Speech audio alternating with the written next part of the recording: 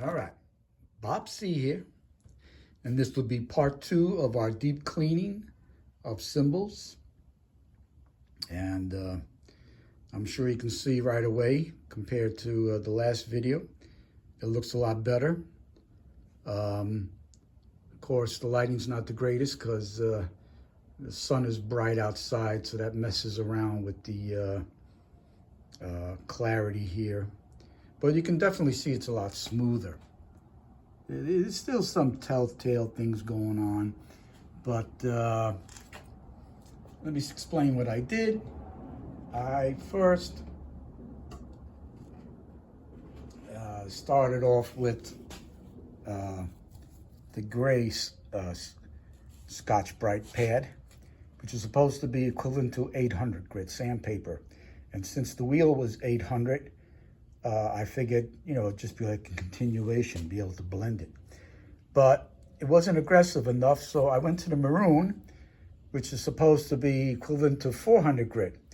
And then I went back to the, after I knocked down the heavier scratches, I went to the gray, and and that helped a lot. But I still wanted to get a better looking, a smoother finish. So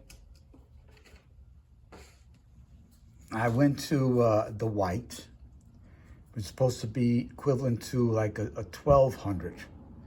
And that also, smoothed it up even finer. But it's still, I wanted to get it even better. And I still want to do a little more maybe with the compounding.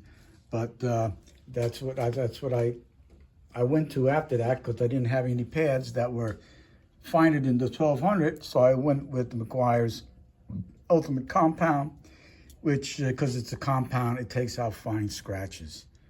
And so that's what we got. And it looks a little dark because, like I said, I need to polish this better to get some of that darkness out. And that'll also take away some more of the scratches. So that's it.